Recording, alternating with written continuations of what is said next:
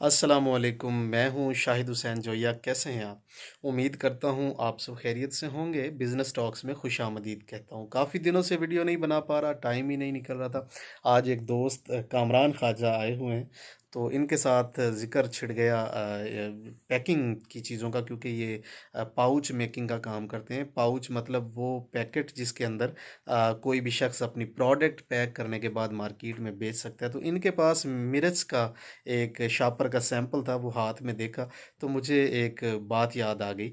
हमारे गांव में एक शख्स बाहर से आता है, वो मिर्च सेल करता है। तो बातों ही बातों में मैंने उससे पूछ लिया एक दिन कि रोज़ाना कितनी मिर्च सेल कर लेते हो? तो उसने बताया कि वैसे तो मेरी मेहनत पे डिपेंड करता है कि मैं कितनी करता हूँ, लेकिन कभी कभार मैं 1 मन तक मिर्च बेच जाता हूँ। लेकिन जो मेरी एवरेज बनती है वो 2 मन एक हफ्ते की बनती है, कि इतनी मिर्च तो मैं लाजमी बेच लेता हूँ।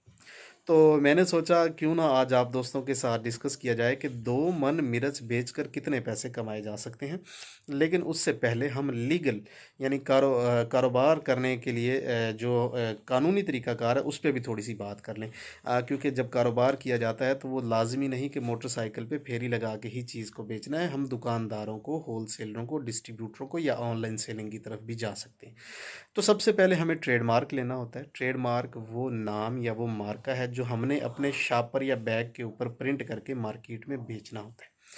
तो ट्रेडमार्क लेने का तरीका बहुत ही आसान है, मुश्किल नहीं है। पाकिस्तान में 3 शहरों में इसके दफातर हैं, इस्लामाबाद, लाहौर और कराची में। कराची हेड ऑफिस है सिविक सेंटर के अंदर।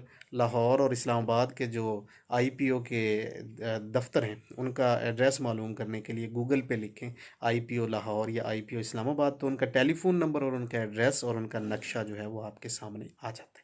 इसके लिए सिर्फ आपको शनाख्ती कार्ड की कापी दरकार होती है। कोई लंबे चौड़े डॉक्यूमेंट्स जो हैं वो इसके लिए आपको दरकार नहीं होते। अगर आप खुद करवाना चाहते हैं तो खुद भी करवा सकते हैं, या अगर किसी वकील की खिदमात हासिल करना चाहते हैं तो किसी वकील से भी करवा सकते हैं। खुद करवाएंगे तो आना जाना, खाना पीना, सरकारी फ़ीसें, लोगो मेकिंग, कुल मिला के शायद 10,000 रुपये तक आपका एक्सपेंस आ सकता है। इसमें आपको एक्नॉलेजमेंट पेपर यानी कच्चा कागज़ जिसके ऊपर आपका ट्रेडमार्क नंबर लिखा होता है वो 25 दिन से 1 महीने के अंदर मिल जाता है। और अगर यही काम आप वकील के ज़रिए करवाएंगे तो वो शायद आपसे 15,000 रुपये चार्ज कर लेगा। कुछ 20 भी लेते हैं, कुछ 25,000 भी ले लेते हैं। एक बंदे को मैं जानता हूँ जो इस काम का 30,000 भी लेता है। मेरे एक दोस्त हैं सैयद सजाद हुसैन शाह साहब। उनका टेलीफोन नंबर है 0306 9250 108।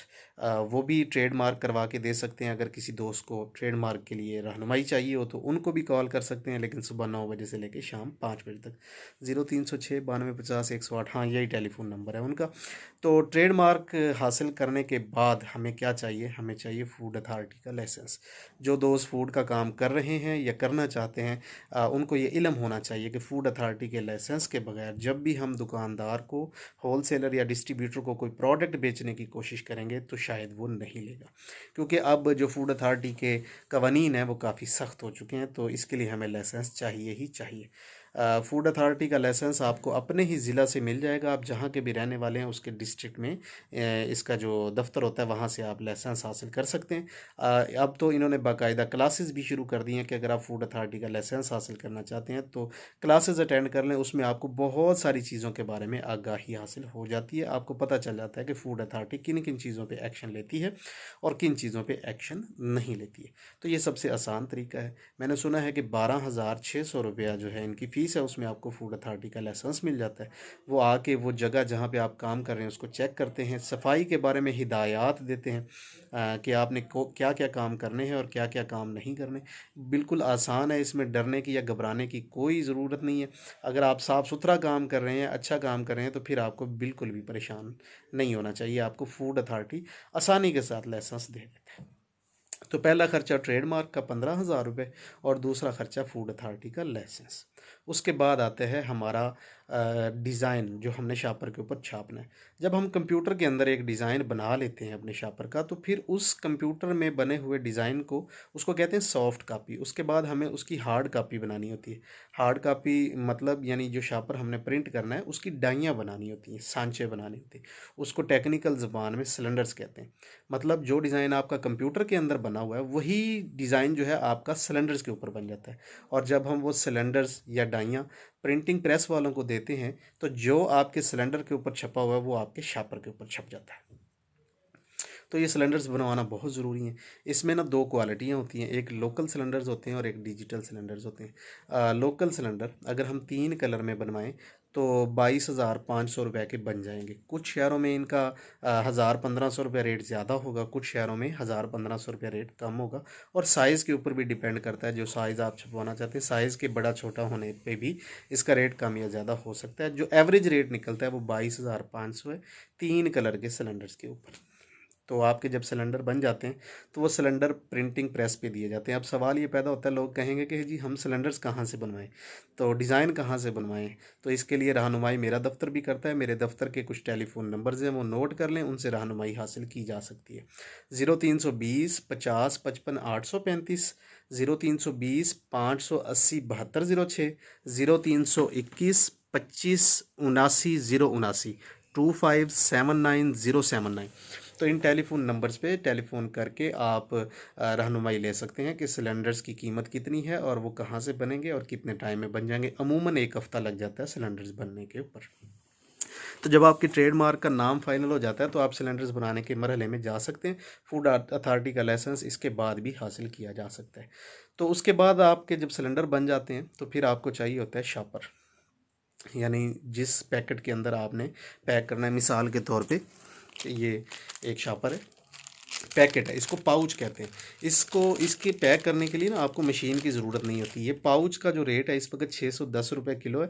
700 से 800 पैकेट किलो में निकल आते हैं। 1 रुपया या 1 रुपया से भी कम इसकी कीमत पड़ती है। तो पाउच मेकिंग का काम जो है वो कामरान भाई करते हैं। तो जब सिलेंडर्स बन जाते हैं तो अल्टीमेटली प्रिंटिंग के बाद पेपर जो है सिलेंडर्स जो हैं इन्हीं के पास भेजते हैं।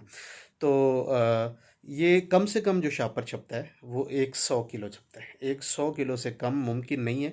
वैसे तो 500 केजी, 400 केजी और 300 केजी का कहते हैं प्रिंटर्स, लेकिन 100 से 150 केजी के दरमियान ये शॉपर प्रिंट करवाया जा सकता है। 610 रुपये किलो है तो 100 केजी का रेट 61,000 रुपया जो है वो तकरीबन बन जाता है।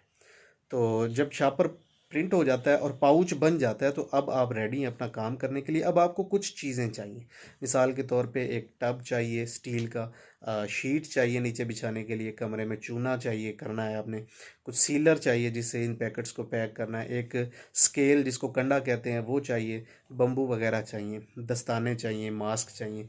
तो इन सारी चीज़ों पे अप्रॉक्सीमेटली 10-1 हज़ार रुपया जो है वो लग जाता है। अब आपको चाहिए मिर्च।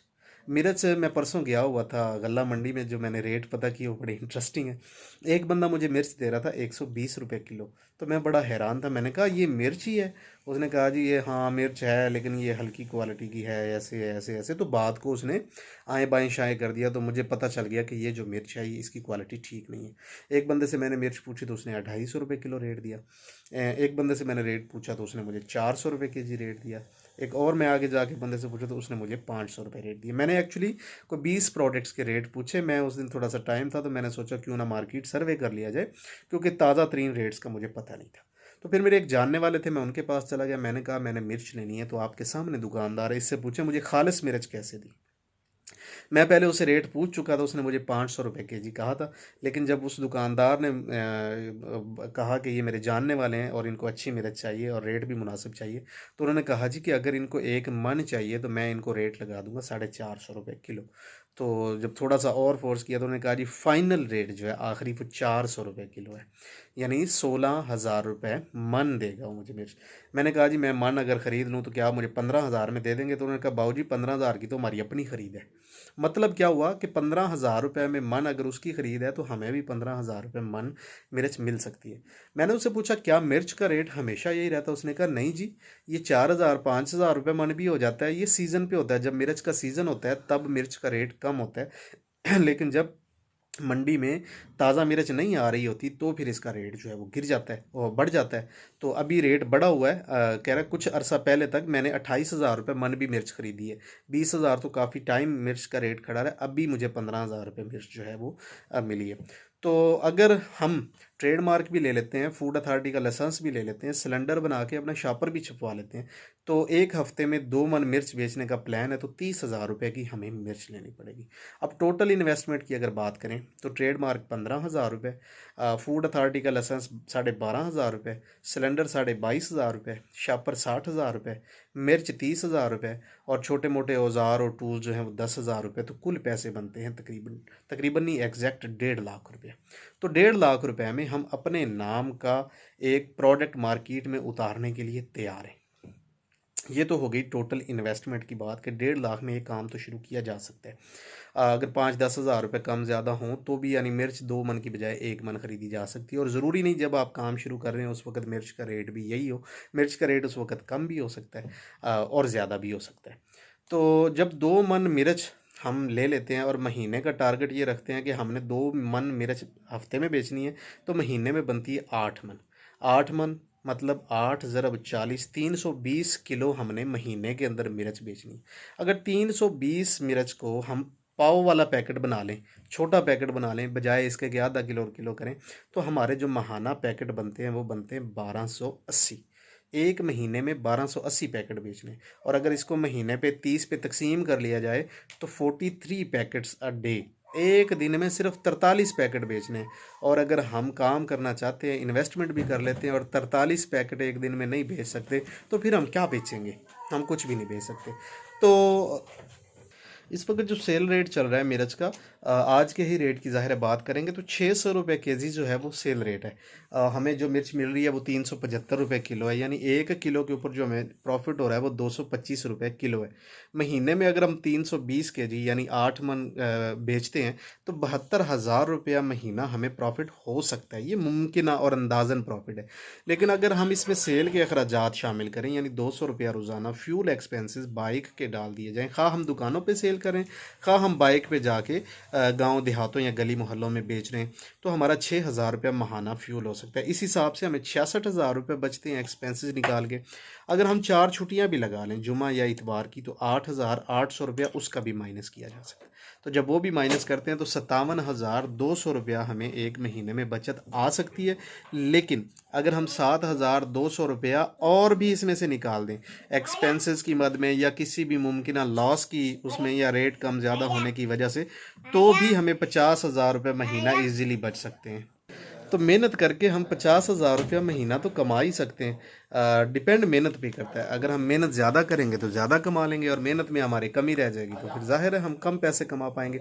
हम ये सोचते हैं, फ़र्ज़ करें कि हम रोज़ाना 2 मन नहीं बेच सकते, 1 मन भी रोज़ाना अगर बेच सकते हैं तो भी 25,000 रुपये महाना कमाना क्या मुश्किल है।